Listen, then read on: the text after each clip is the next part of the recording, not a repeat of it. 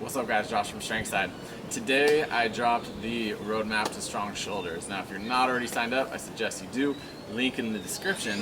And one of the things you're going to be doing in the roadmap to strong shoulders is hanging. Now personally, I learned about hanging from Ido Portal a while back, and turns out hanging is one of the greatest ways to improve your shoulders. But the thing is, when it comes to hanging, there's some context there, right? So for me, being someone who lifted weights my whole life and I was very stiff in my shoulder region, passive hanging, as in letting my shoulder just kind of drift up and trying to relax everything here, was very beneficial for me, stretching this area out and regaining this range of motion, which most people lose because you're never putting your arm over your head in daily life, right?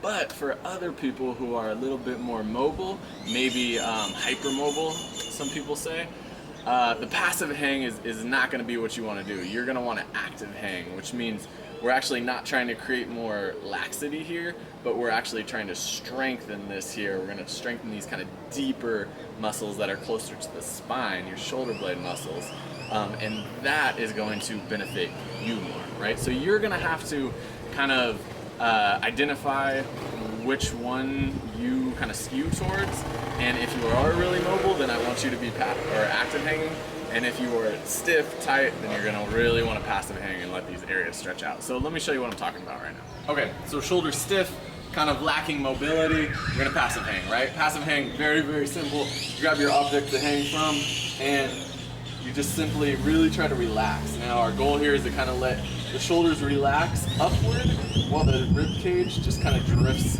down. Sorry about the noise, we got some thunder going on over here, we got motorcycles over here, this is great. But one thing that we do want to avoid in the passive hang is just the rib cage arching too much, right? We don't want to get this going on. If that's happening to you, which is very common, then simply just try to tuck that rib cage downwards, okay? So this part of your rib cage here, you're just trying to drive that down as you hang, okay? So the other one, right? If you find that this is easy, you have Gumby shoulders, right? Then we're gonna active hang. Active hang, same thing. We're gonna hang from an object, but now instead of letting the shoulders just lax, you're gonna pull your shoulder blades down, okay? So this whole complex of the shoulder, we're activating, and we're keeping tension in there, right? And you're just gonna do your hanging from this position, right? So here, shoulder blades, front of the rib cage here, everything's holding tension as you're hanging, right?